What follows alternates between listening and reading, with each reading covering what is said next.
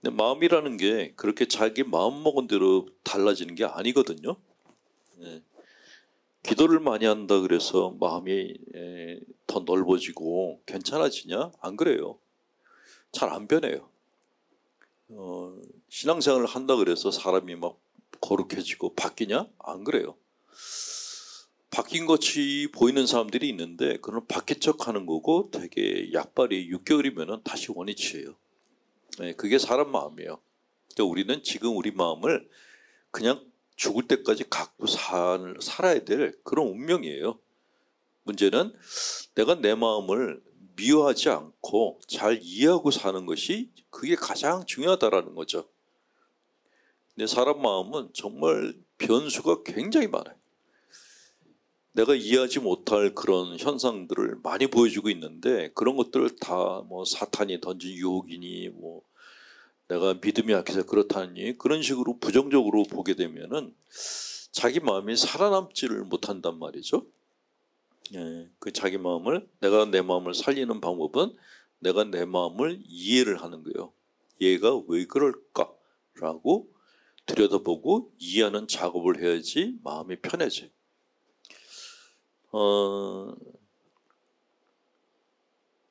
거짓말을 몇 살 때 제일 많이 하죠?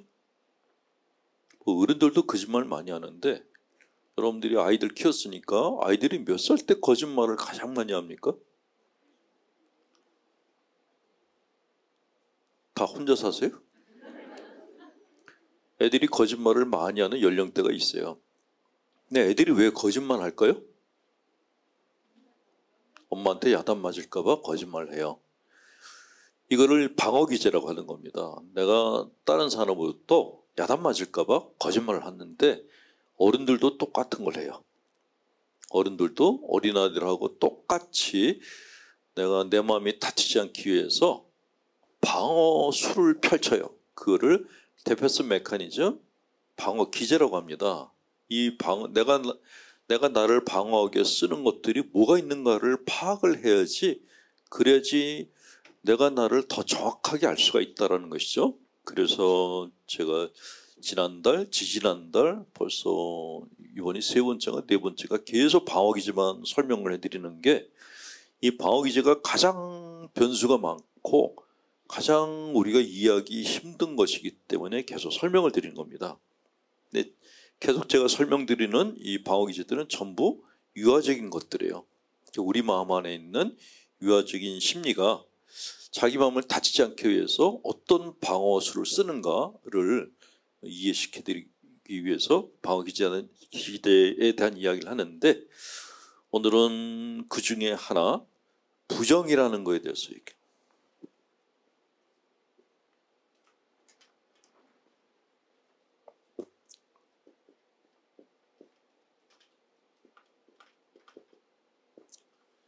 디나이얼이라고 해서 부정이라고 합니다. 자, 책에서는 이렇게 설명해요. 부정은 발달 단계 중 최초이면서 가장 원초적인 방어기제 중에 하나이다. 의식화된다면 도저히 감당하지 못할 어떤 생각, 욕구, 충동, 현실적 존재를 비의식적으로 부정하는 것을 말한다.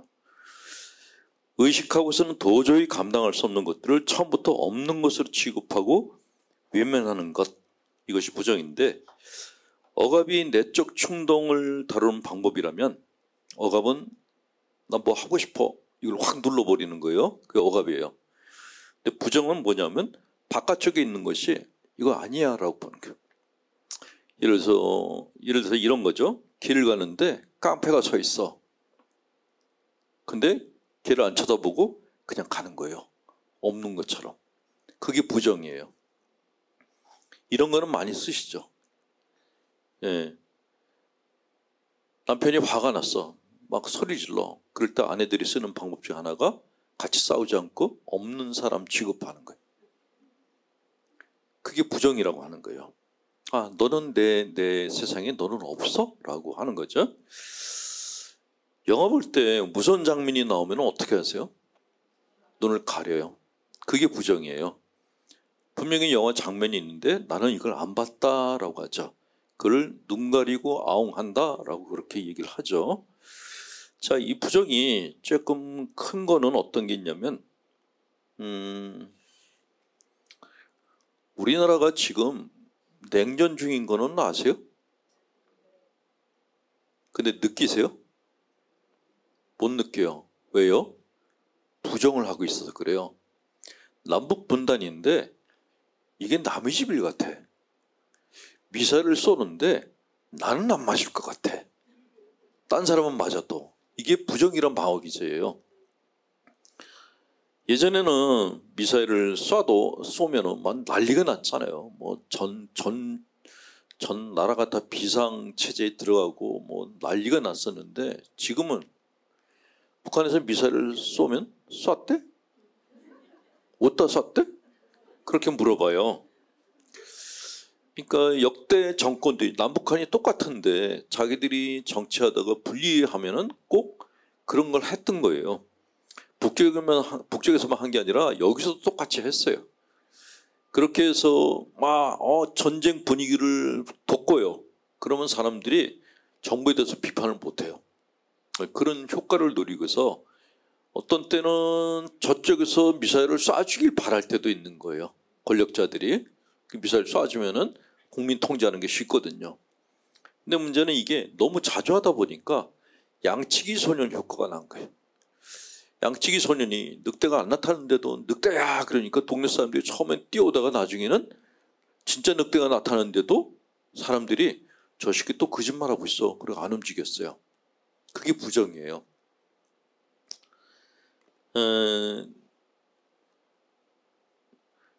핵전쟁이 일어날 거라는 거를 몸으로 느끼고 사는 분 한 사람도 없어요. 분명히 핵에 대한 공포심이 있고 핵미사일들이 다 있거든요. 그 핵전쟁이 일어날 거라고 방송에서 수없이 얘기하는데 그거 보면서 그냥 영화 보듯이 봐요. 남의 집이랴. 일본에서 핵이 폭발한 거? 원자탄이 터진 거? 그거는 일본 사람들 일이야. 나하고는 상관없어. 이게 우리가 갖고 있는 부정이란 방어기제라는 거죠. 자, 이 부정이란 방어기제는 인간의 자아가 외부의 현실이 견디고 힘들고 고통스러울 때 다른 곳으로 시선을 돌리면서 생기는 방어기제라고 합니다. 그래서 마치 아무 일도 일어나지 않았던 것처럼 현실을 인식하려고 한다. 예컨대 남편이 죽었어요. 근데 죽은 남편이 죽었다는 거 인정하기 싫어. 그 방 안에다가 남편을 그냥 모셔놔. 몇 개월이고. 그래서 나중에 그 경찰이 이렇게 방에 가서 남편의 시신을 갖다가 수습한 그런 경우도 있어요. 죽은 걸 인정 못하는 거예요. 아기가 죽었을 때는 더 그렇죠. 엄마들이 아기가 죽었다는 걸 인정을 못해요. 강아지가 죽었어도 똑같아요. 인정을 못해요. 그게 이제 부정이라는 방어기제라는 거죠.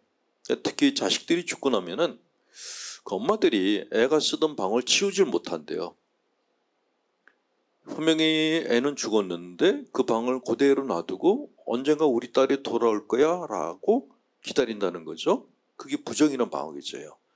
그러니까 현실을 딸이 죽었다는 거 인정하는 순간에 자기가 너무 큰 데미지를 입어야 되니까 아니야 죽은 게 아니라 언제가 올 거야 라고 죽었다는 사실을 부인하는 거죠. 이게 어쩌면은 생존 기제이기도 해요. 생존 기제이기도. 자, 그런데 이것이 기도를 할 때 이 부정이란 방어 기제가 쓰이기도 합니다. 현실 문제를 해결하고자 노력하지 않고 그냥 성당에 가서 기도만 하는 분들이 있어요. 예전에 어떤 나라에서 그런 일이 있었다 그러는데 군에서 쿠데타를 일으켰대요. 난리가 났어. 대통령을 찾는데 대통령이 안 보이더래. 대통령이 군부가 정권 잡고 며칠 만에 나타났어요. 어디 있었냐 했더니 성당에서 기도했대. 그게 부정이라는 거예요. 그러니까 하나님께 기도를 하면은 모든 게 없는 듯이 다 해결될 거야 라고 생각하는 아주 유화적인 사고방식이죠. 그러니까 해결이 되면은 하나님께 감사하고 안 되면 하나님을 원망하는 그런 구조를 갖고 사는 분들이 부정이라는 걸 쓰는 분들이에요.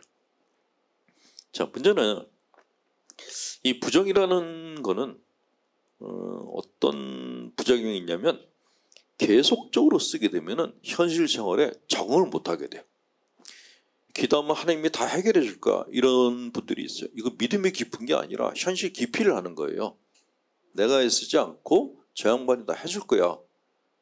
이거는 사실 비현실적인 건데도 이렇게 기도하는 분들이 굉장히 많아요. 9일 기도하면 될 거야. 9일 거주 안 되면은 100일 기도하면 될 거야. 아니면은 예수님이 살아계신 동안이 뭐 공생을 한 동안이 3년이었으니까 3년 하면 될 거야. 이렇게 얘기하는 분들이 있어요. 심지어는 내가 해줄게 라고 하는 3일 안 되면 9일 하고 9일 안 되면 100일 할게 라고 하는 분들도 있는데 다 부정이라는 방어기제를 쓰는 거죠. 자, 우리가 현실을 부정을 하면은 일단은 마음은 편해져요. 근데 불안은 무의식 안에 그냥 깔려 있어요. 자, 우리가 바깥 세상에 대해서 느끼는 느낌은 없어지는 게 아니에요. 인간이 의식과 무의식이 있는데 의식으로는 눈을 감았어. 안 봐. 아, 난 눈 감았으니까 괜찮아. 근데 불안이라는 감정은 의식이 보는 게 아니라 얘는 가라앉으면 여기 있어요. 무의식 안에 있어요. 이 안에서 계속 발동을 해요. 레바논이 시리아하고 이스라엘 사이에 있는 나라예요. 계속해서 시리아 군이 쳐들어왔다가 빠지면 이스라엘 군이 또 쳐들어오고, 그러니까 중간에 낀 완전히 그 고래등에 터진 새우 같은 나라인데, 거길 갔는데 거기 젊은이들이 저축을 안 한대요. 다 소비를 한대. 여행을 엄청 많이 다니고 명품이란 명품은 다 사고. 왜 그럴까요? 불안해서 그래요. 불안해서. 불안하면은 과소비를 하게 돼요. 내가 무언가를 소비하는 동안에는 현실을 잊어버릴 수가 있거든요. 그러니까 사람들이 명품을 사는 이유는 그 명품이 좋아서도 있지만은 그 명품을 보는 동안에는 바깥 세상을 다 잊어버릴 수가 있는 거예요. 그래서 저는 옛날에 명품 사는 사람들을 비난했는데 지금은 불안이 심한 사람이구나. 예, 불안이 심하니까 계속 명품을 사는 거예요. 그걸 욕하면 안 된다는 거죠. 왜 불안할까를 물어봐야 된다는 거예요. 저는 이제 해외를 자주 나가는 편인데 공항에 우리나라 젊은 청년들이 굉장히 많아요. 특히 그 젊은 여자아이들이 굉장히 많이 여행을 다녀요. 여자아이들끼리. 처음에는 불안하지 않나? 그랬는데 불안해서 다니는 거더라고요. 앞날도 잘 안 보이고 직장 잡기도 어렵고 현실은 팍팍하고, 그러니까 뭐 아이들 말대로 영혼을 털어서 돈을 모아서 여행을 가는 거예요. 저축을 안 해요. 미력 없다고 생각하니까. 이것이 현실을 직시하지 않고 부정할 때 나타나는 현상들이다라는 것이죠. 심리치료에서는 이렇게 얘기합니다. 현실을 부정하고 회피하는 한 문제의 합리적인 해결은 없다. 고통스럽더라도 피할 수 없는 것이라면 그것을 인정하고 받아들일 수 있어야지 비로소 치료의 문이 열린다라고 이야기를 합니다. 현실을 직시한다는 것이 굉장히 중요한데 내 현실을 내가 인정한다는 게 그것도 또 쉬운 일은 아니거든요. 정말 힘이 있어야지만 볼 수 있죠. 내 현실을 보니까 이건 살만한 환경이 아니야. 그런 생각이 드는 거죠. 근데 가장 큰 환타시는 자살이에요. 죽고 나면 모든 게 다 끝날 거야. 이게 가장 심한 부정이에요. 이 세상은 다 꿈이야. 죽고 나면 영원한 세상이 있어. 죽음은 답이 와. 이게 가장 심각한 부정이다라는 그런 말씀을 드리고 싶네요. 제가 유럽에서 성지순례를 13일 동안 하고 돌아왔는데 오늘이 딱 시차가 풀리는 날이에요. 그래서 지금 제정신이 돌아왔거든요. 성지순례를 떠난 이유가 이제 5나라를 다녔는데 저는 제 삶이 성모님의 은총 덕에 살았다고 생각되고 제가 갖고 있는 어떤 자원으로 봐서는 신부 생활을 못할 사람이라는 생각이 늘 드는데 환속할 생각도 많이 했는데 어쨌건 저도 모르는 어떤 손에 잡혀가지고 계속 지금까지 살아왔어요. 그게 고맙기도 하고 그래서 이제 성모 발렌지만 이제 다녔거든요. 다녔는데 묘한 경험을 했어요. 그 성모 발렌지를 떠나면서 일단은 제가 나이가 지금 뭐 70이 될 때까지 저를 잘 챙겨줘서 고맙다는 인사도 할 겸 그런데 남은 인생을 내가 당신한테 뭘 해드려야지 행복하시겠냐? 라는 이제 2가지 주제를 갖고 떠났죠. 근데 2번째 주제가 사실 더 궁금했어요. 당신이 원하는 게 뭘까 나한테? 사실은 제 나이면은 은퇴를 해야 돼요. 은퇴하고 은퇴자 숙소에 들어가서 그냥 삼시세끼 그냥 밥 먹고 살아야 되는데 아직은 뭐 건강이 괜찮고 아직은 뭔가 할 수 있을 것 같다는 생각이 들어서 그래서 이제 그런 기도를 했는데 기도에 대한 답을 바로 받았어요. 나 이렇게 즉답을 받기 또 처음인데 비행기를 타고 바르셀로나 공항에 내렸는데 공항에서 갑자기 저쪽에 있던 한국 분들이 막 저한테 오는 거예요. 그 대구에서 온 신자분들인데 유튜브 잘 보고 있다 그러는 거예요. 그래서 에이 우연이겠지 그랬어요. 그 다음에 스페인에 가서 몬세라시안 수도원에 갔는데 아침에 산책하려고 마당에 나갔는데 갑자기 저편에 있던 또 한국 분들이 막 오는 거예요. 유튜브 잘 보고 있대요. 그랬더니 당신들은 미국하고 캐나다 사는 교포들인데 프란치스칸 사매래요. 순례를 오셨다 그러는데 다들 유튜브를 너무 잘 보고 있다 그래요. 그래서 제 양반이 원하는 게 유튜브 찍으라는 건가? 그러다가 스페인 시내 투어를 하는데 또 순례팀을 또 만났는데 그 팀도 유튜브 잘 보고 있다 그래요. 아, 삶새 버리면 진짠가 보다 그런 생각이 들었는데 성모님이 그 마지막에 꼭 방점을 찍는 습관이 있었어요. 제가 워낙 믿음이 약하니까 3-4번 가지고 안 될 거다고 생각하셨나 봐요. 포르투갈 파티마에 가서 그 넓은 광장에서 혼자 걸어가는데 웬 젊은 내가 지나가다 말고 절 보더니 신부님 저 유튜브 잘 보고 있어요 그러는 거예요. 방점을 찍더라고요. 그래서 성문이 원하는 게 제가 강의하고 그걸 영상으로 찍어서 신자들한테 보여주는 거 원하시는구나 하는 저만의 해석을 하고 그래서 답을 얻어갖고 돌아왔어요. 사실은 이제 슬슬 배낭 메고 세계 여행이나 떠날까 하고 세계 지도 보고 어디로 갈지 계획을 다 짜놨는데 공부하라고 해서 계획이 다 취소가 됐어요. 얄짤없는 아줌마예요. 제가 신자분들한테 그래서 얘기하는 게 절대로 성모님의 뜻대로 이루어지셔서 이런 기도는 안 하시는 게 좋다라는 제 뜻이 이루어지게 도와주옵소서 이렇게 기도해야지 당신 뜻대로 이루어지게 해달라 그랬다가는 노동 착취를 당할 수가 있어요. 자, 2번째 방어기제는 동일시라는 방어기제입니다. 동일시.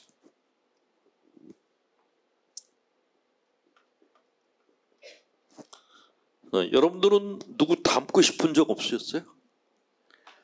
누구 닮고 싶다. 어렸을 때는 딸들은 엄마 닮으려고 그랬죠. 엄마 화장품 훔쳐서 바르잖아요. 남자애들은 아버지 양복을 자기가 막 입어보려고 그래요. 그게 이제 동일시거든요. 근데 그 동일시가 어렸을 때는 부모님인데 나이가 들어가면서 이제 선생님으로 바뀌고 아니면 영화배우, 연예인 이런 사람들로 대상이 바뀌어가요. 또 성당에 다니면은 자기가 좋아하는 선배들, 그 선배들의 말투, 옷 입는 거, 걸음걸이까지 다 따라서 하려고 그래요. 자, 이렇게 동일시를 한다는 거는 나쁜 건 아닙니다. 좋은 거예요. 그러니까 이렇게 다른 사람과 동일시하면서 자아가 성장하기 시작하거든요. 처음부터 태어나자마자 독립된 자아로 사는 사람은 아무도 없어요. 뭐 어떤 종교에서는 애가 태어나자마자 뭐 독립을 외쳤다 그러는데 그 진짜 그 뻥이에요. 예. 처음에는 아기로 태어나면 누구나 다 누군가를 보고 흉내내면서 성장을 해요. 그러다가 어느 단계에 들어가면 이제 자기 걸 갖기 시작하죠. 이게 운동이건 공부건 어느 분야건 다 비슷하더라고요. 처음에는 스승이 있어요. 그러다가 어느 날 스승이 없어지고 자기만의 길을 가고 그 다음부터는 그냥 도반들만 있는 거예요. 같이 길을 가는 사람들. 이게 성장의 단계예요. 근데 초기에는 동일시가 굉장히 중요해요. 자, 동일시라는 건 자아 성장의 핵심 기전이며 초자 형성에도 큰 영향을 미친다. 동일시란 중요한 인물들의 태도와 행동을 자기 것으로 만들면서 담는 것을 말한다. 동일화를 통해서 부모가 자식 성격 내부에 들어오게 된다. 그러나 모든 부모에게는 인격적인 결함이 있기 때문에 어떤 부모를 담냐에 따라서 성격 구조가 달라진다. 그리고 여기서 한 가지 짚고 넘어가야 될 것은 모든 부모가 결함이 있고 아이의 경험이 다양하기 때문에 완벽한 동일화는 없다는 것이다. 우리가 독서, 연극, 영화에서 재미를 느끼는 이유는 주인공과 자기를 동일화하고 그 주인공과 함께 울고 웃을 수 있기 때문이다. 동일화는 비의식의 과정이며 그 동기는 대상이 갖고 있는 힘을 자기 것을 하려는 것이다. 그랬어요. 저는 TV 드라마를 안 봐서 잘 모르겠는데 요즘 아주머니들이 선재한테 그렇게 빠져 있다면요. 선재가 누군지 모르겠는데 변호석이에요? 테너트 남자 연애에서 변호사, 남자 연예인인데 변호석이라는. 근데 사실 그 선재 전에 누가 또 있었죠? 선재 전에 있던 애는 이제 기억도 안 나.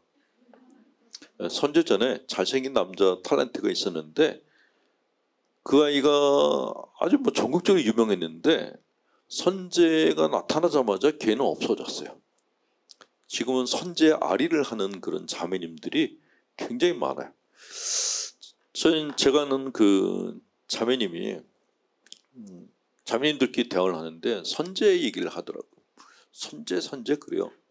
그래서 제가 검색을 해보니까 변호석이라는 탤런트가 있고 걔가 어떤 여자 탤런트하고 데이트를 한다는 게 있었어요. 그래 그걸 찍어서 그 자매님한테 보냈어요. 그랬더니 통곡하는 이모컨이 날라왔어요. 아, 이게 선재 아리라는 게 이런 거구나. 근데 TV 드라마 보면서 자매님도 무슨 생각하냐면은 제가 내 남자야라고 생각하는 거예요. 그를 동일시라고 하는 거예요. 우린 남편이 아니고 남편은 부정의 대상이에요. 없는 인간이야. 근데 쟤는 우리 남편과 동일해라고 생각하는 거예요. 예. 그래서 그 형제님한테 물어봤어요. 아, 저렇게 자매님이 선재에 빠져 있는데 괜찮으시냐 그랬더니 괜찮대요. 저렇게 빠진 남자가 하나 둘이 아니라고. 계속 바뀌어가니까 또 다음에 어떤 놈이 될지 궁금하다 그러더라고요. 어쨌건 TV 드라마를 보면서 많은 자매님들이 드라마에 나와 있는 주인공과 자기를 동일시해요. 그 드라마에 나오는 그 여자가 불행하면은 자기가 막 화를 내기 시작해. 시기 질투, 이거는 TV 드라마 삼각관계 안에서 흔히 발생하는 건데 거기에 몰입을 하는 거예요. 몰입해서 자기가 극중 인물이라고 생각하는 경우들이 있어요. 그래서 드라마 보면서 울고 웃고 화내고 끝난 다음에 그거 가지고 또 막 얘기를 나눠요. 그게 동일시 현상이라는 거예요.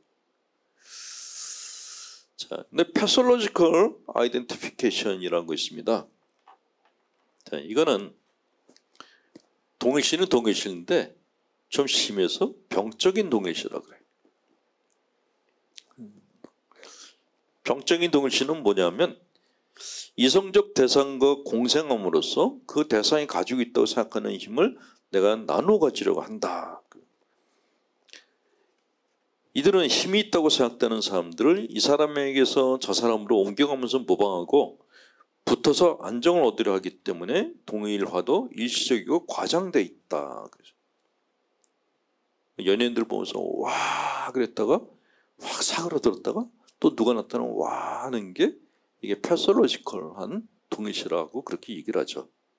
정말로 내가 존경하는 대상은 그 대상이 어디로 갔든지 간에 상관이 없어요. 계속 따라가려고 그러는데 패설로지컬한 거는 그냥 냄비 같아요. 확 뜨겁게 올랐다가 뜨겁게 식어버리죠. 자, 이게 보통 본당에서 많이 일어나요. 본당 신부가 왔는데 본당 신부들은 아니다. 보좌 신부들이 이제 2년마다 이동하잖아요.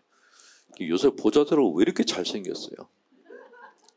키 크고 잘생긴 놈이 왔어. 그러면 모든 자매들이 다 그 보좌한테 올인하는 거예요. 신부님이 떠나면 우리도 떠날 거예요. 그래요. 근데 보좌 신부 떠난 다음에 따라가는 년이 하나도 없어. 왜냐면 그 다음에 더 괜찮은 놈이야. 그러니까 떠난 신부는 이미 잊혀진 대상이 되고 새로운 신부가 또 이렇게 내 관심 대상이 되는 거예요. 그 신부 떠나면 또 다른 신부한테 또 관심 대상이 되고 이거를 패설로지컬하다라고 얘기를 해요. 그러니까 뿌리가 없어요. 뿌리가 없이 그냥 지금 있는 대상에게만 내가 집착하는 거죠. 근데 이게 그냥 뭐 매달렸다가 사라지면 떨어졌다가 이러면 괜찮은데 이게 그게 아니라 이게 종교적으로 바뀌면은 문제가 생겨요. 사이비 종교가 이래서 생기는 거예요. 교주들에 대해서 동일시 현상이 강해지면은 그 교주와 똑같은 거를 입고 먹고 하고 싶어해요. 그래서 신흥 종교들 보면은 신도들이 똑같은 복장을 입고 있어요. 신도 옷을. 그리고 그 교주의 모습을 닮으려고 안간힘을 쓰고 충성 경쟁도 받죠. 그를 패설로지컬 동일시라고 하는데 이거는 병적이에요. 그거는 잘못하면 자기 삶을 다 망가뜨릴 수 있는 그런 위험성이 있단 말이죠. 자, 이렇게 그 병적인 동일시를 하는 사람들은 왜 그런가? 열등감이 심하거나 자아주체성이 형성되지 못했을 때 그 자기 스스로 못난이라고 생각하는 컴플렉스가 있을 때 나보다 잘난 사람들 옆에 서 있음으로써 그걸 커버하고 싶어하는 마음이 있어 그렇다라고 얘기를 해요. 그러니까 어떤 연인하고 똑같은 옷을 입고 옆에 서 있는 거예요. 그걸로 자기 자존감을 회복하고 싶어 한다는 거죠. 그래서 그거를 패솔로지컬하다라고 얘기를 합니다. 아프리카 식인종들 같은 경우에는 조금 더 심해요. 죽은 사람이 권력을 가진 사람이었어요. 그러면 그 사람의 살을 발라먹는 거예요. 그 권력이 그 사람이 갖고 있던 힘을 내가 갖고 싶어 하는 거죠. 식인종이 사람의 고기가 맛있어서 먹는 게 아니고 그 사람이 가졌던 힘을 내가 공유하려고 그 사람을 먹는 거예요. 근데 우리는 사람의 살은 먹지 않지만 미사 때 그리스도의 몸을 모시잖아요. 그것도 심리학적으로는 비슷한 의미를 갖고 있는 거예요. 예수님이 갖고 있던 어떤 품성을 우리도 갖고 싶어서 성체를 영하는 거죠. 그래서 초기교회 때 그 이교도들이 크리스찬들을 사람의 살을 뜯어먹고 사는 것들이라고 비방을 했다는 기록이 있어요. 그게 그리스도교 박해의 또 빌미가 되기도 했죠. 저것들은 근친상간이다. 왜냐하면 우리는 만나기만 하면 형제자매라고 부르잖아요. 근친상간이다. 그리고 맨날 받아 먹어라.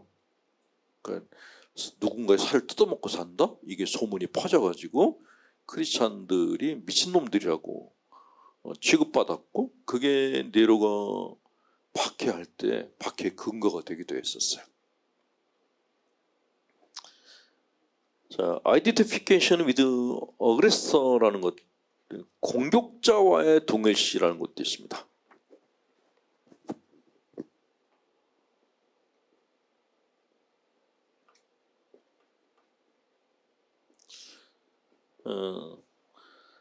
선생님한테 야단 맞은 애들이 야단 맞고 돌아서자마자 선생님 흉내를 내는 애들이 있어요.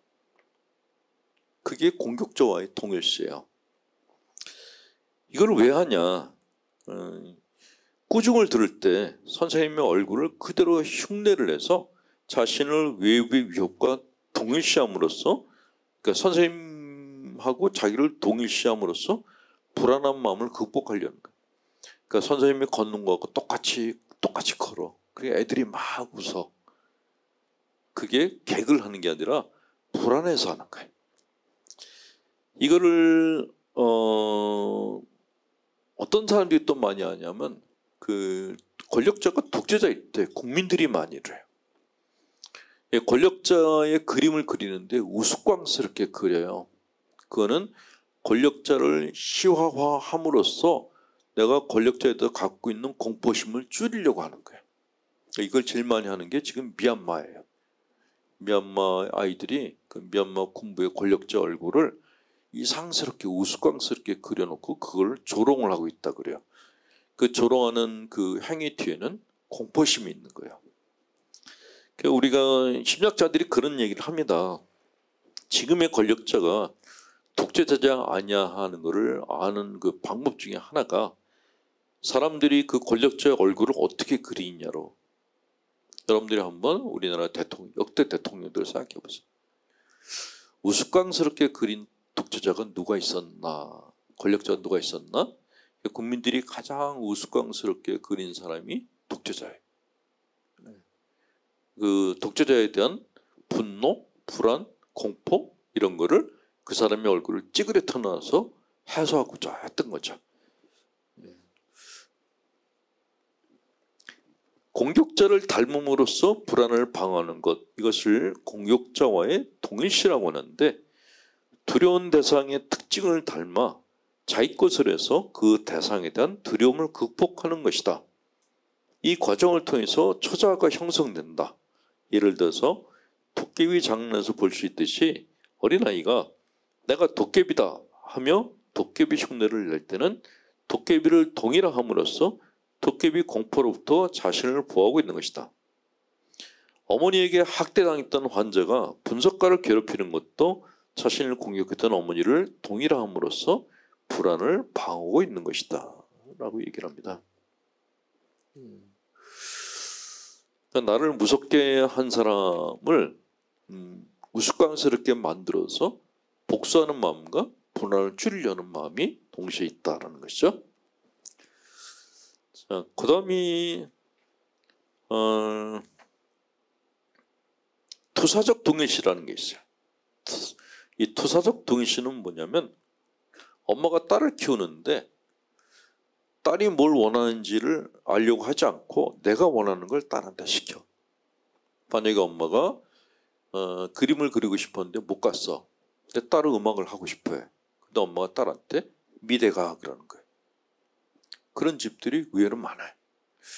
아버지가 자기가 못다 이런 꿈을 아들한테 강요하는 경우도 있어요. 그런 아이들이 제일 많은 대학이 어딘지 아세요? 서울대학이에요. 서울대학에 다니는 애들이 상당수가 그래서 입학하고 1년 있다가 다시 수능 시험을 봐요.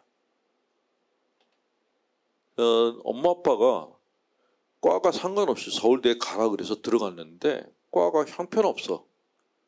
그 수능 성적 때문에 좋은 과를 못 간 거예요. 근데 거기 다니다 보니까 자기하고 전혀 맞지 않는 과인 거예요. 그 애들이 다니다가 그냥 편입을 하거나 아니면 수능 시험을 다시 봐요. 학교 다니면서 재수하는 애들도 많아요. 서울대에 정신질환에 시달리는 애들도 많다 그래요. 거기 상담가가 그런 얘기 하더라고요. 그러니까 서울대 다니니까 좋겠다. 쟤는 뭐 좋은데 취직해서 뭐 앞길이 창창 대로겠네? 절대로 아니라는 거예요. 내가 원하는 삶이 아닌 타인이 나한테 강요하는 삶을 살게 되면은 그 삶이 나한테 아무 의미가 없어요. 계획도 세울 수 없고 하루하루가 그냥 시간을 낭비하는 것 같은 느낌이 들어요. 그래도 멘탈이 강한 애들은 부모의 뜻을 반대하고 자기 일을 가요. 근데 멘탈이 약한 애들은 그대로 따라 살면서 좀비같이 살거나 멘탈이 아주 약한 애들은 자살을 해요. 그 인류대학 애들이 그래서 이렇게 그 멘탈들이 건강하지 못한 애들이 많다고 합니다. 아이를 좋아한다고 빼놨으니까 부모는 체면을 세웠어요. 근데 아이의 인생은 생각하지 않는 거죠. 자, 이렇게 투사적 동의시를 하게 되면은 아이를 망쳐놓게 됐고 아이가 독립적으로 되어가는 것을 막게 된다. 그리고 더 문제는 아이는 엄마의 좌절된 부분을 보고 자란다. 그래요. 그게 더 문제죠.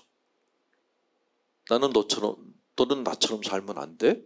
라고 얘기를 하면은 그 부분을 보고 따라서 산다는 거예요. 결국 나중에는 엄마 인생도 자기 인생도 아닌 어정쩡한 인생을 살게 된다라는 것이 투사적 동일시의 결과물이다라고 얘기를 합니다.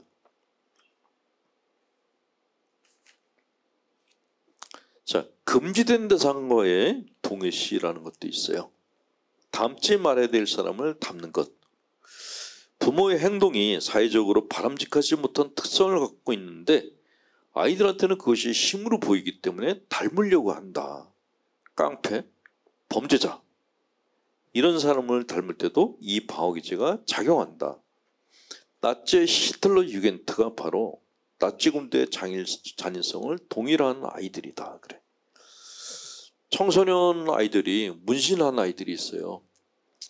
그리고 조폭들의 절개가 되기를 자청하는 애들이 있어요. 그러니까 자기들이 보기에 깡패들이 멋있어 보이는 거예요. 그거를 금지된 대상과의 동일시라고 얘기를 합니다. 그러니까 학교에서 잘 인정받지 못하고 성격도 좋지 않은 애들은 그 안에서 자기를 드러내고 싶잖아요. 근데 자기 혼자만은 안 돼. 그러면 조폭에 가입을 하는 거예요. 내가 모시는 형님들이 이런 분들이 있어. 자기도 문신하고. 그러니까 자기가 그런 삶을 사는 것이 나중에 어떤 길로 자기를 끌어갈지를 모르는 거예요. 네. 또 하나는 나는 절대로 우리 부모처럼 살지 않을 거야 하는 게 있어요. 이것도 마찬가지로 부정적 동일시라고 얘기를 하는데 내가 가장 미워하는 사람을 애들은 닮아요. 아버지를 제일 싫어해요. 난 아버지랑 안 살 거야 그러는데 나중에 보면 아버지하고 비슷하게 살고 있어요. 나는 엄마처럼 안 살 거야 하는 딸들이 나중에 보면 엄마하고 비슷하게 살고 있어요. 이것을 부정적 동일시라고 얘기합니다. 그 누군가를 심하게 비난하는 사람은 그 사람이 비난하는 사람하고 닮아간다라는 게 왜 닮아갈까요? 내가 미운 사람을 닮아가는 이유가 뭘까요?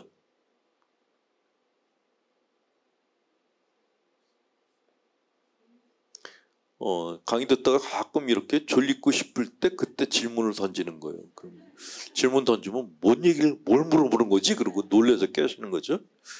내가 미워하는 사람을 왜 닮아갈까요?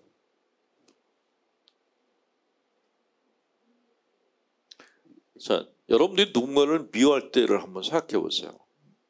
내가 누군가를 미워할 때 내 머릿속에 있는 게 내가 좋아하는 사람의 이미지인가요? 내가 미워하는 사람의 이미지가 더 많이 차지하고 있나요? 하루 종일 내가 미워하는 사람이 머릿속에 차 있어요. 그러니까 미워하는데 하루 종일 보니까 닮아갈 수밖에 없는 거예요. 내 눈에 보이는 게 걔밖에 없거든. 그러니까 미워한다 그러면서 말투도 닮아가고 옷 입는 것도 닮아가고 다른 사람들이 보면은 신기한 거예요. 밉다 그러는데 비슷하게 살고 있어. 그게 우리가 갖고 있는 모순이에요. 사람 마음이 갖고 있는 모순. 미워하면 안 닮아야 되는데 그게 잘 안 된다라는 것이죠. 예.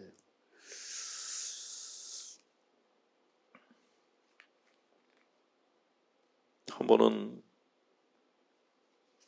어떤 자매님들하고 얘기를 하는데 한 자매가 자기는 어렸을 때 엄마한테 잔소리를 무지하게 많이 듣고 자랐대요. 근데 대화를 하는데 혼자 얘기하더라고요. 10분 이상을 나는 엄마한테 잔소리 많이 듣고 자랐어요. 막 그 얘기를 하는데 질리더라고요. 엄마 닮았네. 나중에 얘기해줬어요. 자매님 얘기를 들으니까 엄마가 어떤 사람인지 알 것 같다 그랬어요. 자, 그 다음은 소마티제이션이라는 게 있습니다. 신체화.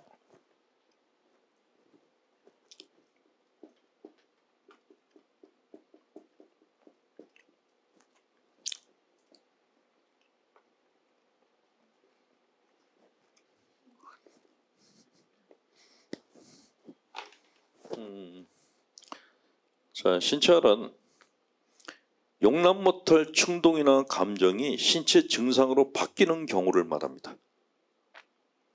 심리적 갈등이 신체 감각기능과 수위 근육교의 증세로 표출된다.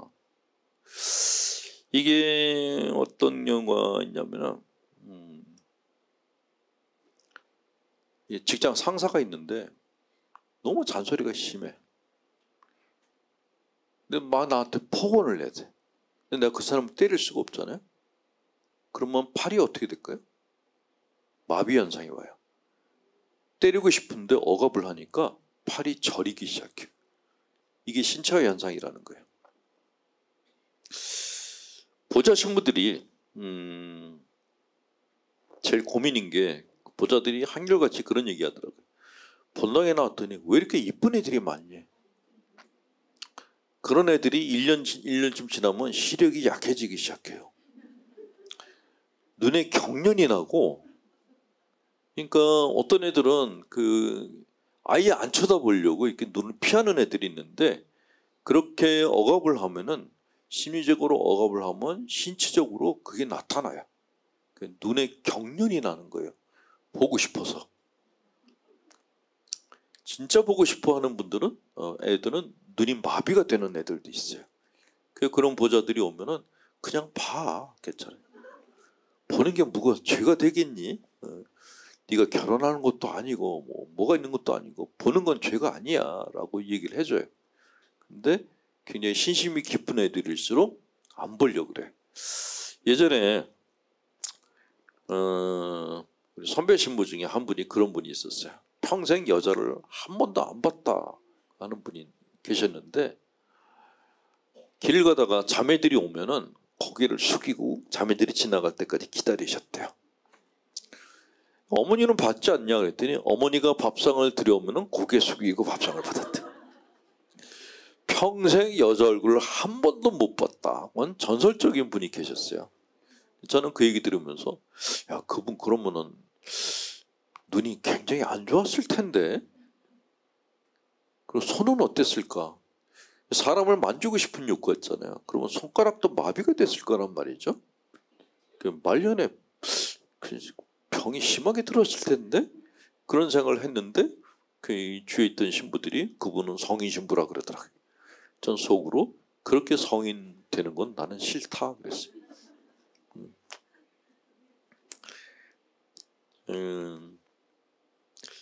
가수가 갈등이 생기면 성대가 마비가 돼요. 소설가가 갈등이 생기면 손가락이 마비가 돼요. 언짢은데 꾹꾹 참고 지내면 편도통이 와요. 혈압이 올라가기 시작해. 인간이 갖고 있는 감정들은 신체로 바로 표현이 돼요. 그래서 심신의학이라는 게 존재하거든요. 우리 몸이 겪고 있는 스트레스는 심리적인 것의 원인인 경우가 상당히 많아요. 그냥 음식을 잘못 먹어서, 근데 음식을 왜 잘못 먹었을까요? 반드시 심리적인 원인이 있어요.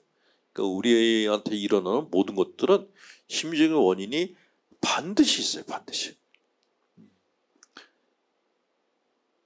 예를 들어서 길을 가다가 갑자기 돌불에 채워서 넘어질 뻔했어. 그때 여러분들이 무슨 생각하세요? 아, 내가 걷다가 누구 흉을 봤더니 벌 받았나 봐? 이런 생각을 해요. 심리적인 게 깔려 있는 거예요. 자, 상상력이 풍부하지 못하고 우회적인 대화를 하고 심리적인 억압이 심한 사람들이 주로 소마티제이션, 신체화 현상이 많이 나타납니다. 그래서 이 신체화 증세, 마비 증세가 가장 많은 게 수녀님들이에요. 여기 수녀님들이 와 계셔서 직접 알려드립니다. 여러분들이 자다가 다리에 쥐가 나거든. 외출을 못해서 생긴 병이라고 생각하시면 돼. 음식을 먹는데 체해. 더 맛있는 걸 못 먹어서 체한 거예요. 그러니까 몸이 이딴 거 넣지 말고 좀 적은 거 좀 넣어봐. 좋은 거 좀 넣어봐. 그래서 체하는 거예요. 네. 수도자들이 가장 신체화 증세가 많이 나타나요. 예수님들이 잔병이 많아요. 못하는 게 너무 많은 거예요. 뭐 중국집에도 못 가, 마음대로 영화도 못 봐, 하지 말라는 건 많아. 신부들은 사복 입고 다 다녀서 별로 신체화 증상이 없어요. 근데 수녀님들은 정복을 입고 다녀야 되잖아요.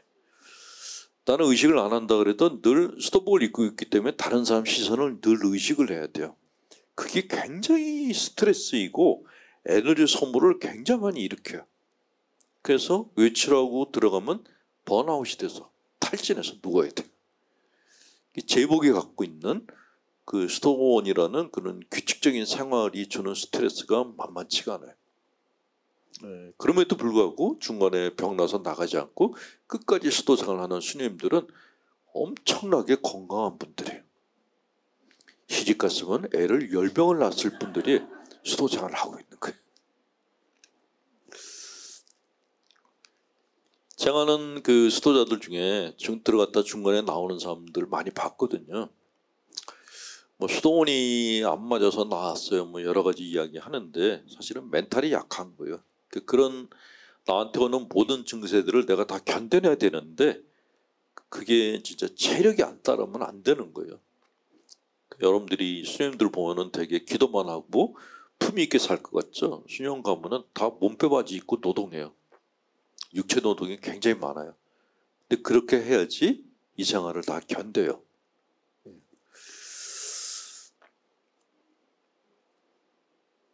아, 신부들은 어떠냐고요? 신부들은 지들 하고 싶은 거 다 하고 살아서 술 먹고 싶은 거 다 하고 살아서 간이 망가지지 마비 증세는 없어요. 체면과 체통을 따지는 사람들이 제일 많이 걸리는 병이 피부병이에요. 피부가 우리 인간의 피부가 굉장히 예민하다고 합니다. 굉장히 예민하대요. 다른 사람을 갖다가 신경을 많이 쓰고 나면은 피부 질환이 생긴대요. 그래서 영국 그 피부병이 제일 많은 게 왕족들이라고. 그 영국의 왕실 사람들이 피부병이 제일 많대요. 그래서 옷을 반팔을 못 입는 거예요. 다 긴팔, 긴 바지 입는 거예요. 이걸 영국의 그 심리학자가 발표를 했어요. 그 영국의 귀족층 왕족들이 피부병이 제일 많다고. 그 스트레스를 제대로 해소를 못한 거예요. 수도자들도 비슷한데 그래서 옛날 그 대데레서 성녀는 수도원에서 일주일에 한 번인가 모든 수녀들이 다 이불을 들고 나와서 털면서 노래를 부르게 했대요. 그게 스트레스를 풀게 해준 거예요.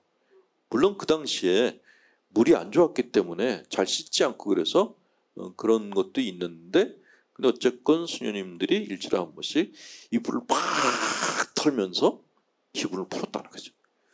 지금도 봉쇄수녀원 가면은 수녀님들이 저녁 때 뭐 장구 치고 푹 치고 그런 분들도 계세요. 근데 그걸 안 하면은 피부병이 오는 거예요. 하루 종일 기도하고 평생 기도만 한다? 그러면 정신병에 걸려요. 인간의 멘탈이 그렇게 강하지 않아요. 하나님이 우리들한테 일주일에 한 번 쉬라고 하는 거는 이게 의미가 있는 거예요. 일주일에 한 번이 최소예요. 그 한 번마저 안 쉬게 하고 넘어가면은 그때부터 정신적으로 육체적으로 무너지기 시작해요. 그 반드시 쉬어야 돼요. 반드시. 그 다음에 방어기제는 합리화라는 게 있습니다. 레셔널리제이션이라고 하는데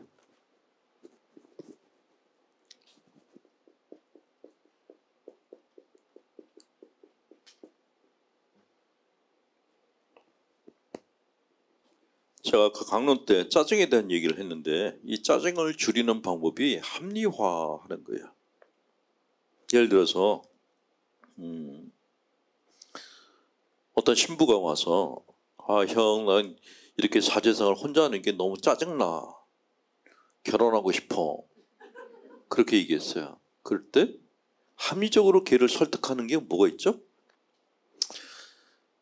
여자랑 결혼하면은 처음만 좋아. 같이 살면은 짜증이 더 나. 이게 합리화시키는 얘기예요. 그러니까 네가 데리고 살아보면은 아니라는 걸 알게 돼라고 꼭 그럴듯하게 설득을 하는 거를 합리화라 그러는데, 이런 합리화를 우리는 굉장히 많이 쓰고 살아요. 그러니까 의미 부여를 내가 그냥 하는 거야. 역경은 인간이 성장하는데 반드시 필요한 거야. 역경을 겪지 않으면 진짜 성장이 아니야. 이것도 합리화예요. 역경은 그냥 힘든 거죠. 안 겪으면 더 좋죠. 근데 겪고 있어. 겪고 있는 게 힘들어. 힘들다고 생각하면 더 힘들어. 그러니까 의무부여를 하는 거예요. 이게 앞으로 내가 잘 되라고 하나님이 나한테 주신 거야 라고. 그래서 성경은 합리화의 경전이에요.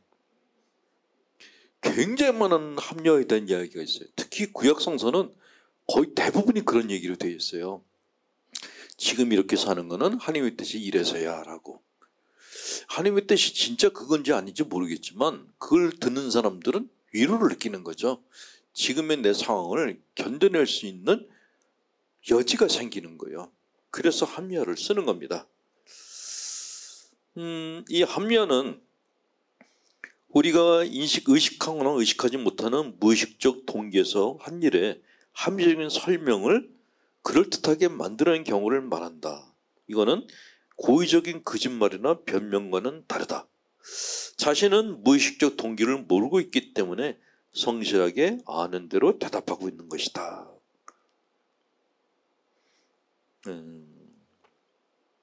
합리화는 건강한 해결이 아니고, 그렇지, 불완전한 해결인데 그래도 나름대로 내적인 평화를 회복하는데 큰 역할을 한다라고 이야기를 합니다. 어떤 청년이 왔는데 여자친구한테 채였어요. 그럼 와서 징징대. 그럴 때 뭐라고 얘기를 해줘야 되죠? 이게 칠질 못해가지고 여자한테 채이고 이러면 걔가 어떻게 될까요? 더 우울해져. 근데 그럴 때 뭐라고 얘기하죠?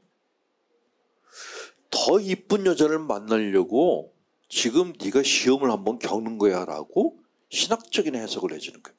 주님께서 너에게 더 좋은 걸 주시려고 지금 이런 일을 겪게 하신 거야 라고. 말도 안 되는 얘기인데 듣는 애들은 그럴듯하다고 생각해요.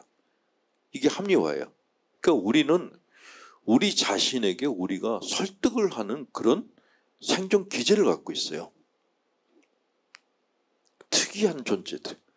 모든 생명체 중에서 인간만이 자기 자신을 편안하게 만들 수 있는 기제를 갖고 있어요. 내가 나한테 거짓말을 하는 거예요. 근데 내가 믿어요, 내 말을. 그게 사람이에요. 신기하죠? 만약에 이렇게 생각하시면 돼요. 여기 있는 분들이 제가 강의를 하는데 다 자고 있어. 그럴 때 제가 선택할 수 있는 게 두 개예요. 내 강의가 재미없나 보다, 다 자게. 이렇게 생각하는 게 하나 있고, 두 번째는 내 강의가 얼마나 놀라웠길래 다들 실신했을까. 이렇게 생각하는 게 있어요.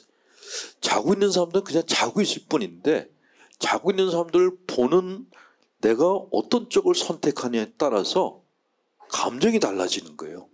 이게 자기 합리화예요. 남자들이 지나가는데 나를 쳐다도 안 봐. 그럴 때 어떻게 생각해야 될까요? 내가 못생겨서 남자들이 날 쳐다도 안 보네? 이 생각은 자기한테 전혀 도움이 안 돼요. 그럼 어떻게 생각해야죠? 얼마나 내가 눈부시게 이쁘면 쟤들이 날 쳐다도 못 볼 거라고 생각하는 거예요. 그래서 공주들은 장수를 해요. 자매님들은 약간의 공주병을 갖고 사는 게 좋아요. 겸손하게 살지 마세요. 세상에 나보다 이쁜 년 아무도 없어라는 거는 남들이 들이면 뻥이라고 생각하는데 본인한테는 자존감을 세워주는 자기 합리화의 말이에요. 세상이 아직 날 알아보지 못하는 거야. 언젠간 날 알아볼 거야. 이것도 자기 합리화예요. 근데 그 얘기를 남들한테 하면 안 돼요.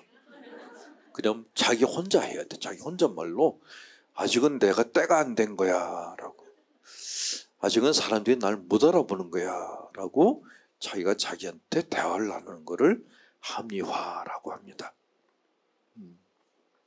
이미 쓰고 있는 분들도 많이 계실 거예요. 되게 그런 걸 많이 쓰는 분들이 제 강의를 주로 오세요.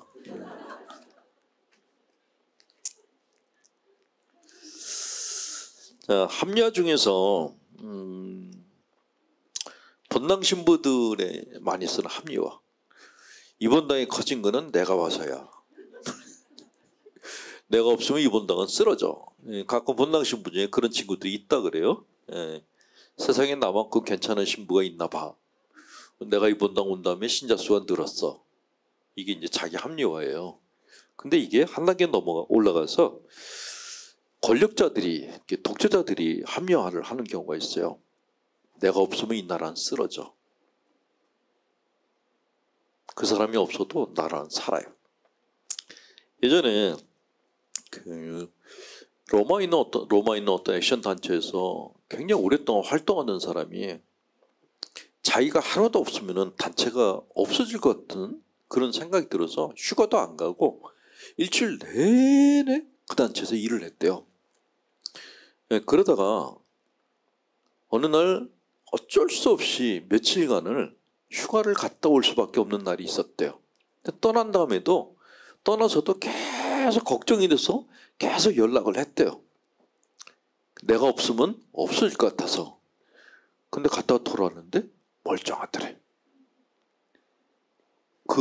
자기가 없어도 이게 잘 돼간다는 사실이 너무 충격적이었다고 고백한 사람이 있어요. 이 엄마들이 그런 경우 있잖아요. 내가 여행 갔다 오면 가족이 다 굶어 뒤질 것 같아. 애들이 그래요. 엄마 가지마. 엄마 없으면 우리 먹을 거 어떻게. 근데 엄마 떠나자마자 이 새끼들이 중국집에 시켜서 다 먹어. 갔다 왔더니 남편이랑 애들이 얼굴이 다 뺀질뺀질해. 하도 얼마나 잘 먹었는지. 그 엄마들이 어디 갑시다 그러면은 나 애들 때문에 못 가요 그러는 게 사실 자기 합리화예요. 내가 없어도 애들이 잘 먹고 잘 산다는 거를 인정할 수가 없을 때 내가 없으면 얘들이 다 굶어 죽는다라고 합리화를 시켜요. 그런 엄마들이 여행을 못 가요.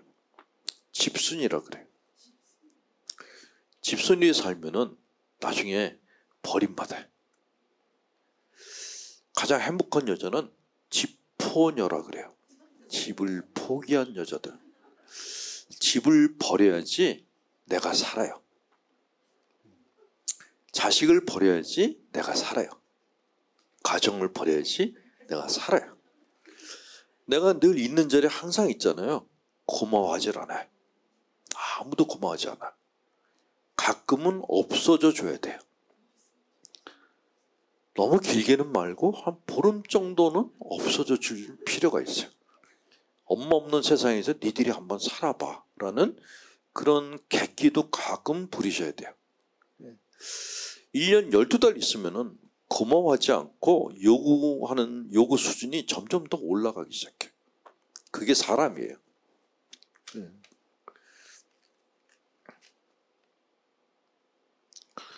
어떤 자매님이 남편이 갑자기 돌아가셨어요. 장례미사 때 막 우는데 남편이 죽어서 남편을 너무 사랑했나 보다라고 생각했어요. 근데 막 우는데 울면서 하는 내용이 그게 아니더라고요. 이 남편이 부인을 너무 끔찍이 사랑해서 부인이 아무것도 못하게 했대요.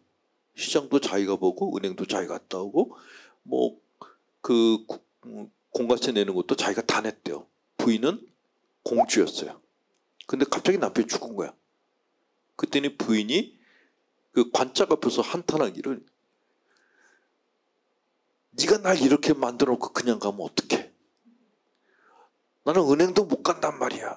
난 현금 즐겨서 돈도 못 뺀단 말이야. 이 인간아 날 이렇게 만들어 놓고 가면 어떡해. 그러면서 관짝을 치면서 때리면서 울더라고요. 그때 제가 남편이 아내를 사랑해도 저렇게 얻어맞는구나 하는 거를 그때 처음 봤어요. 야, 인간관계는 극진한 사랑만으로 이루어지는 게 아니고 어떻게 보면 현실적인 그런 거를 고려를 하셔야 된다라는 것이죠.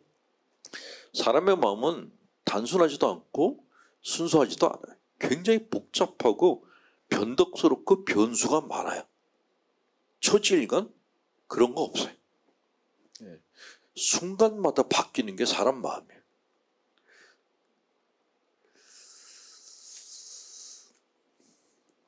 자, 그 다음 방어기제는 지성화라는 게 있어요. 옛날에 그 탁상론이란 말이 있었죠. 뭘 합시다 그러는데 모여서 계속 대화만 해. 이거 하자 그러면 아 그거 내가 해봐서 하는데 안 돼. 본당에서 그런 일 많이 겪었거든요. 본당에서 이 본당을 활성화시키기 위해서 뭐 좀 합시다 그랬더니 사목연들이 반대를 하는 거예요. 반대를 위한 반대를 하는 거야. 그거 옛날에 어떤 신부님이 해봤는데 그거 뭐 안 됐습니다. 이거 합시다 그랬더니 그거는 어떤 신부님이 했는데 안 됐다고. 본당 사목하기 제일 힘든 데가 본당 신부들이 여럿 거친데예요. 그 여러 사람이 여러 가지를 다 뵀거든요. 그 본당에서 터줏대감의 신자들이 있어요. 이 사람들은 별의별 걸 다 겪어서 그걸 하면 안 될 이유들만 알고 있어요. 뭐 하자는 얘기를 안 해. 그러니까 본당이 제일 편한 데는 초대 본당이에요. 내가 가서 처음 만든 본당. 거기는 내 계획대로 되는데 두 번째부터는 시도 안 막혀. 전임 신부님이 그랬는데 라고. 제가 어떤 본당 갔는데 제가 40몇 번째였어요. 그 초대에는 그 외국인 선교사들이 했어요. 제가 뭘 하자 그러면은 전에 어떤 신부님이 그거 했는데 안 됐대. 나중에는 옛날에 외국인 선교사 신부님이 했는데 안 됐대. 40년 전에 일을 갖다 꺼내면서 못하게 하더라고요. 야, 이런 거구나. 그렇게 뭘 합시다가 아니라 하지 맙시다라고 얘기하는 사람들이 쓰는 방어기제를 지성화라고 그래요. 지성화. 박지성이가 아니고 지성화. 자기 스스로 지성이 된 것 같은 착각 속에 빠져서 탁상 공론을 하는 것을 지성화라고 해요. 이거를 그래서 intellectualization이라고 합니다. 영어가 너무 길어서 못 쓰겠어요. 지식화라고 얘기를 하기도 해요. 어떤 것을 직접 경험하는 대신에 그것들에 대한 생각만 많이 하는 거예요. 예를 들어서 여름이면은 다 수영장 가고 싶어요. 근데 어떤 사람은 그냥 수영장 검색해서 가요. 또 어떤 사람은 수영을 하지 말아야 될 이유를 검색을 하기 시작해. 그래서 수영장 가자. 그러면은 수영장에 가지 말아야 될 이유를 쭉 얘기해요. 그거 뭐 소독약 많이 풀고 여러 사람이 드나들어서 세균이 드글거리고 뭐 비용이 비싸고 피부에 안 좋고 여러 가지 얘기를 해요. 그러니까 하지 말아야 될 걸 얘기를 하는 거예요. 이거를 지식화라고 얘기를 해요. 이 지식화 방어기제를 많이 쓰는 관료들이 많은 나라는 성장을 못해요. 조직도 성장이 안 돼. 좋은 대학 나오고 학위 받았다고 그 사람들이 다 유능한 거 아니에요. 자기가 아는 걸 가지고 못하게 막는 사람들이 있어요. 그런 사람들은 없는 게 나아요. 없는 게. 그러니까 본당 신부들이 본당 사목을 하면서 이렇게 사목연 중에 아닌 사람들 자꾸 자르는 경우가 있어요. 독재를 한다 그러거든요. 근데 독재를 하는 게 아니라 이 되는 쪽으로 얘기하는 게 아니라 안 되는 쪽으로 자꾸 태클을 거는 거예요. 그래서 할 수 없이 잘라요. 그러면 나가서 그룹을 만들어서 또 그 본당 신부를 또 비난을 해. 비난하는 것도 모자라서 또 그 일을 반대했던 신부를 찾아가서 또 고자질을 해. 이런 일들이 전국에서 비일비재하게 벌어져. 본당 신부 진짜 하기 힘들어요. 예. 옛날같이 막 권위를 세워주는 것도 아니고 그것도 없고 뭐 하자 그러면 반대는 많고 본당에 돈은 없고 본당 신부 진짜 힘들어요. 요새는. 자, 양만식 답변법 중에 이런 게 있어요. 뭘 하자 그러면 다 헛거야.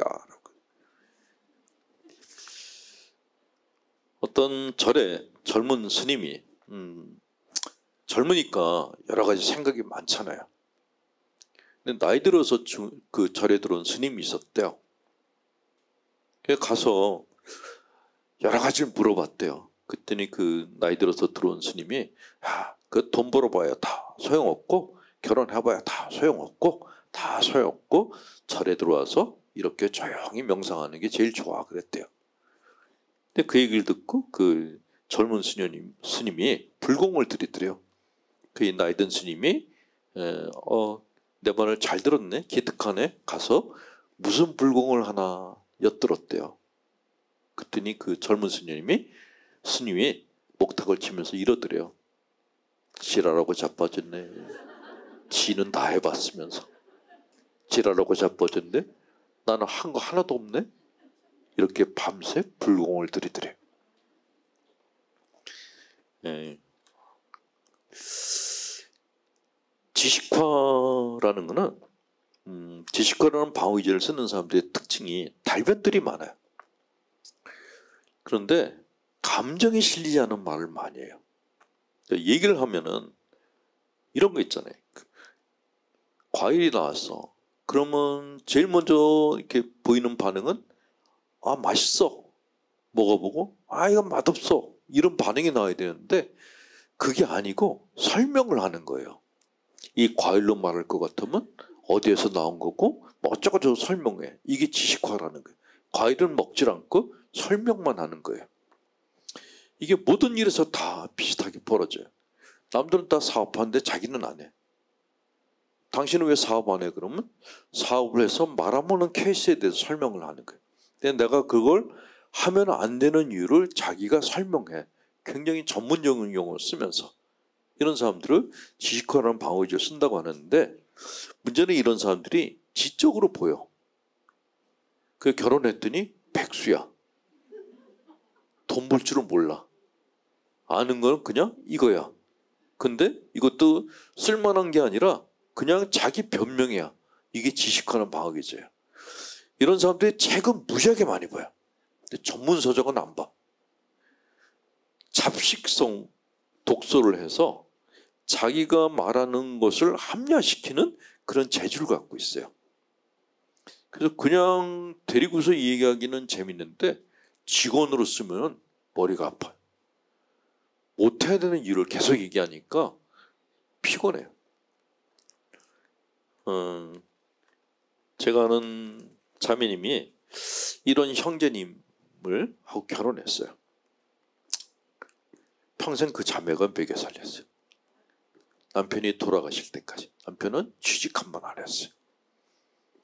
그러니까 매일 뭐 하셨냐 그랬더니 매일 신문 나온 거 다 보고 웬만한 잡지 다 사서보고 그거밖에 안 했는데 부인이 직장 다니면서 돈 벌어서 남편을 부양을 했어요.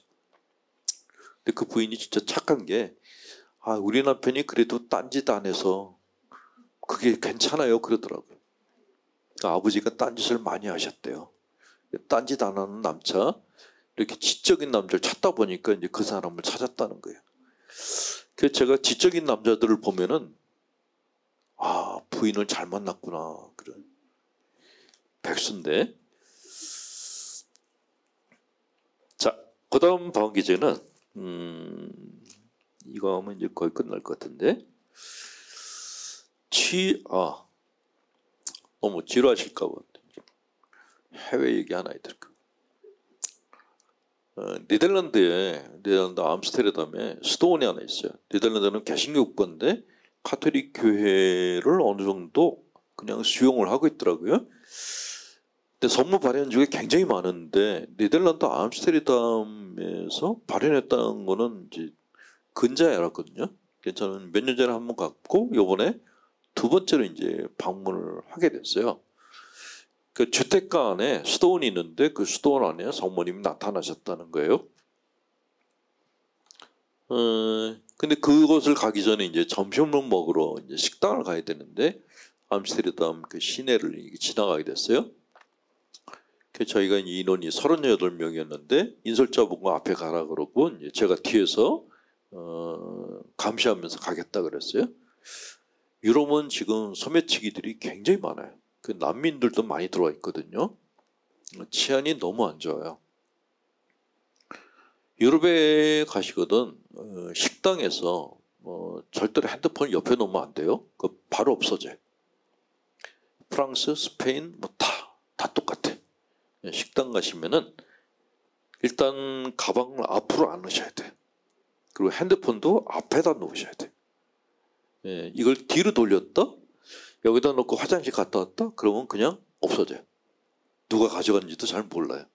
그 외국인들이 한국에 와서 신기해하는 게 한국 사람들이 식탁에다가 핸드폰을 놓고 화장실 갔다 오는 거예요.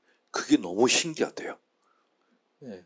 한국 사람들은 참 양심적이다 그러는데 사실은 양심적이기보다 CCTV가 무서워서 못 가져가요. CCTV로 다 찾아내. 예. 그러니까 남이 카드를 놓고 가도 절대로 안 집어가요. 그 카드 집어갔다 뭔 일이 생길지 몰라. 그러니까 남의 물건에 절대로 손을 안 대는 게 CCTV 경찰 때문에 못 그래요. 근데 외국인들은 한국 사람들이 굉장히 양심적이어서 손을 안 댄다고 생각해요.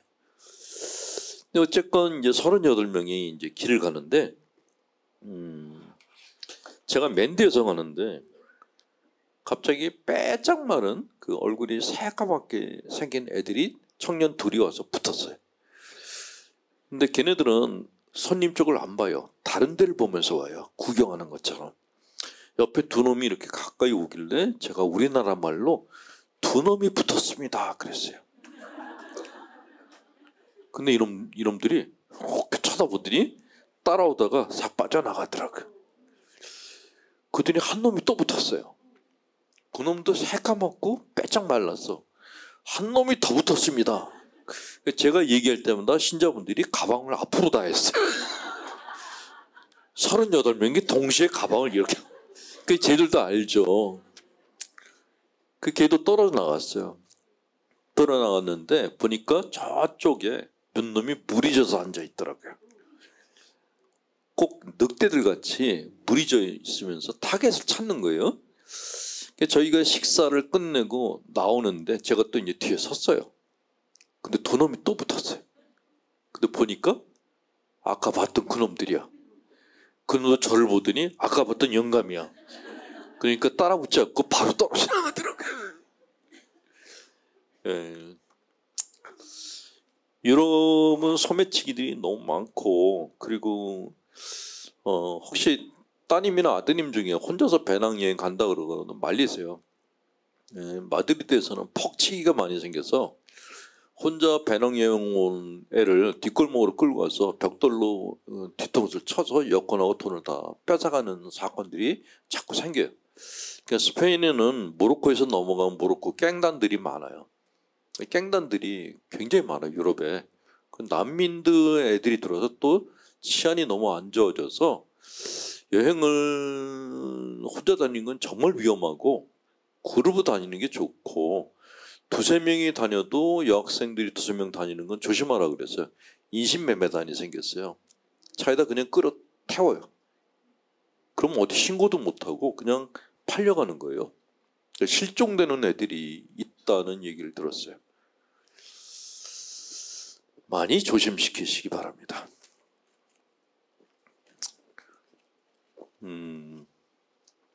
자, 마지막 방어 기제를 취소.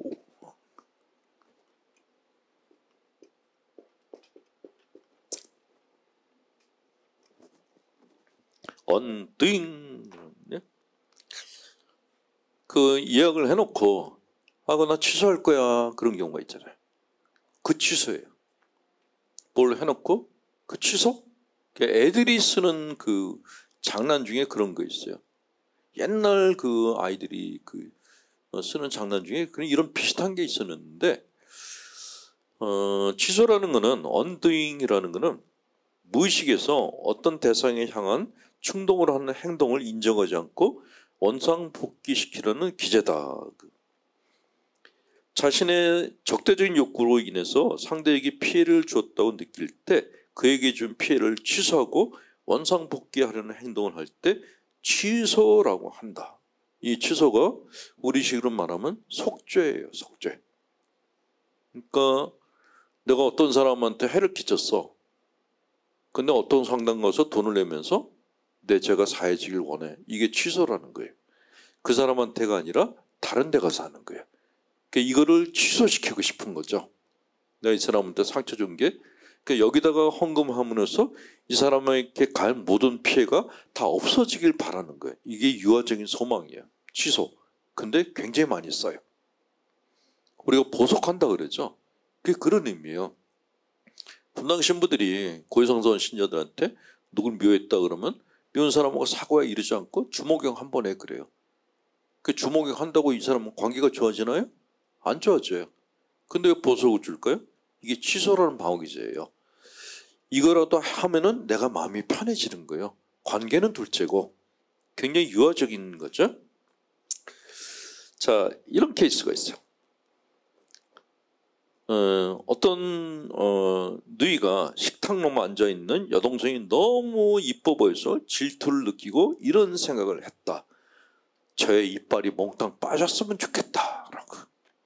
근데 이런 생각이 그냥 뜬금없이 생긴 거예요. 무의식 안에서. 근데 이런 생각이 올라오면은 반드시 죄책감이 따라 올라요. 내가 쟤보다 언니인데 이런 생각하면 안 되지? 그러면은 그걸 취소하려면은 어떻게 해야 되죠? 그러니까 이빨이 빠지는 않았지만은 제가 이빨 빠지게 해달라고 했으면 좋겠다는 내가 생각을 가졌어. 그 생각 자체를 없애는 방법은 일어나서 걔한테 우유를 따라주는 거예요. 동생은 아무것도 몰라. 근데 어쨌건 내가 걔한테 우유를 줘서 걔 이빨이 튼튼하게 도움을 주는 거예요. 이게 취소라는 거예요.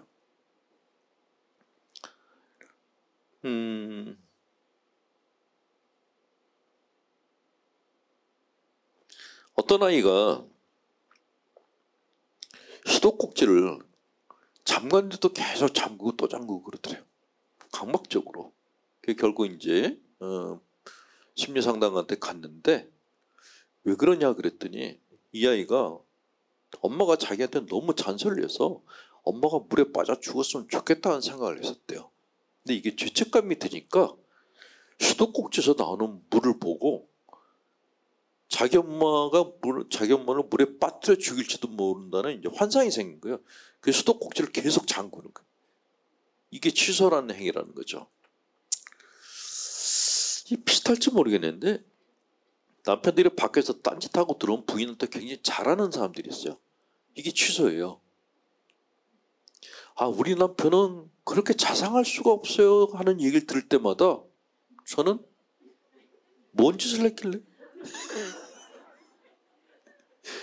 왜? 예.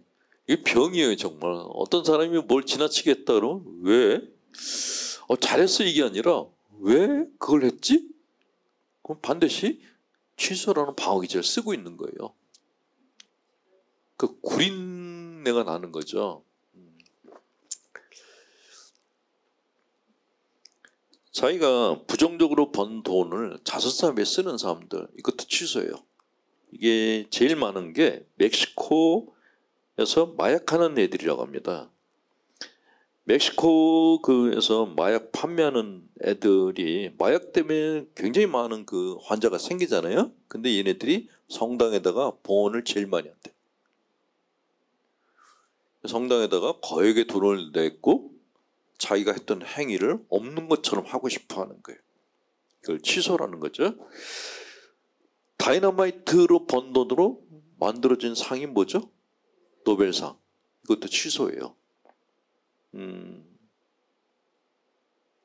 남편이 부인을 갖다가 팼는데 그 다음날 꽃을 사다 줘. 이것도 취소예요. 그러니까 꽃을 받아서 지난번에 내가 때린 걸 네가 좀 잊어줘라고 하는 거죠. 없었으면 좋겠어 라는 거예요. 그래서 많은 종교의식의 기저에는 이 취소 방어 기제가 있다라고 얘기를 합니다. 열심히 기도하면 원래대로 될 거야. 기도한다고 원래대로 되는 거 아니거든요. 근데도 계속 기도하는 거예요. 될 때까지. 빌라도가 예수님을 판결할 때 손을 씻었어요. 나하고 상관없다고. 이것도 취소란 방어기제. 목사들이 전과를 저질렀는데 목사를 받고 난 다음에 자기가 전과 저지른 사람한테 그렇게 얘기한대요. 나는 이제 회개를 해서 하나님이 날 다 받아줬다고. 이 사람은 피해자인데 그게 치솔한 방학이죠. 굉장히 유아적이죠. 내가 이렇게 착하게 살고 있으니까 옛날 건 다 없어졌을 거야 라고 생각하는 거죠. 세례식도 일종의 취소 행위예요. 과거에 내가 이렇게 살았는데 세례를 받음으로써 과거가 다 깨끗이 없어졌다. 안 없어졌거든요. 근데도 없어졌다고 생각하는 거예요. 취소 행위예요. 나는 그래서 세례받은 사람들이 나는 거듭났다라고 얘기를 하잖아요. 거듭나는 사람은 아무도 없어요. 그냥 과거의 연장일 뿐이지. 과거를 짊어지고 사는 게 인간이지 내가 뭐 철회기도 갔다 와서 난 달라졌어. 새로 났어. 다 뻥이에요. 안 그래요. 그런 거 없어요. 그냥 내 삶의 전환점이 됐을 뿐이지 그게 내 삶 전체를 다 원상태로 회복시켜주는 거는 절대로 아닙니다. 네, 그건 일종의 자기 기만이 있는데 그 자기 기만을 하는 그런 방어기제를 취소라고 얘기를 합니다. 밖에서 안 좋은 일을 하고 들어와서 집에 들어서 계속 강박적으로 손을 씻는 것도 마찬가지로 취소를 하는 거예요. 손을 씻는다 그러잖아요. 범죄자들이 손을 씻었다 그러잖아요. 그러니까 손 씻는 게 이게 굉장히 의미가 많은 거예요. 우리가 저지른 거의 모든 범죄는 손으로 저질러요. 도둑질 눈으로 안 해요. 발로도 안 해요. 도둑질은 뭘로 하죠? 이걸로 해요. 사람 때리는 것도 손으로 때려요. 안 좋은 일은 얘가 다 해요. 좋은 일도 많이 하는데 안 좋은 일도 얘가 많이 해요. 그래서 손을 씻어요. 손을 씻으면서 손을 씻으면은 내 온몸 전체가 다 깨끗해졌다고 생각하는 거예요. 회교 국가 같은 경우에는 그 이슬람 회당에 들어갈 때 물로 자기 눈 닦고 귀도 닦아요. 입도 헹궈요.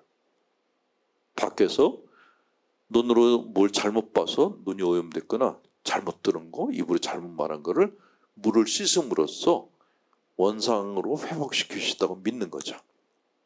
근데 그게 사실은 유아적인 방어기죠.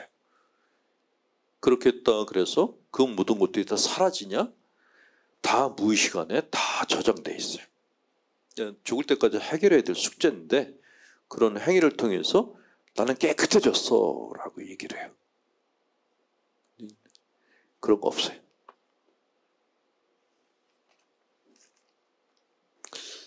자, 치수라는 이런 모든 방어기제들은 모든 게 다 꿈이었으면 좋겠어라는 소망하고 비슷해요. 그런데 현실은 시간이 지나가면 다 과거로 지나가는데 그런데 여전히 살아있어요.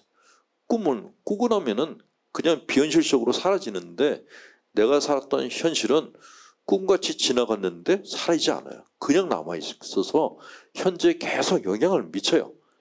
그래서 이거를 그런 유아적인 방어기제로 이건 없었던 거야 라고 하는 거는 자기 인생을 더 어렵게 만드는 거예요. 지나간 과거는 돌아가서 고칠 수가 없는데 그런데 지나간 과거는 기억과 상처 속에 남아서 현재의 나를 괴롭혀요.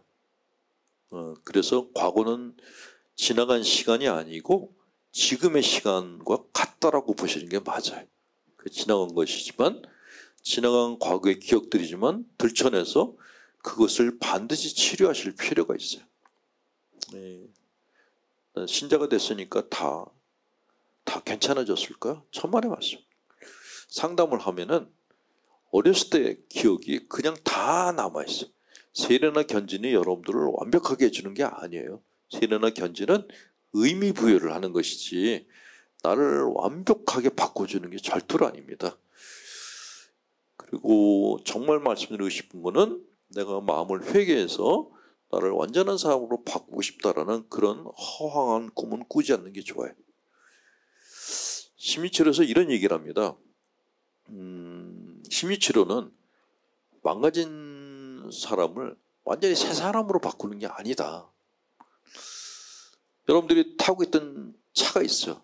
이게 오래됐어. 그 카센터에 가서 수리를 맡겼어. 카센터 주인이 그래요. 새 차처럼 만들었습니다. 새 차를 만들었습니다라고 얘기 안 해요. 새 차처럼 만들었습니다. 그래. 우리 삶이 그래요. 우리는 끊임없이 회개하고 우리 자신을 바꾸려고 그러는데 새 차가 아니라 새 차 비슷한 차로 만드는 거예요.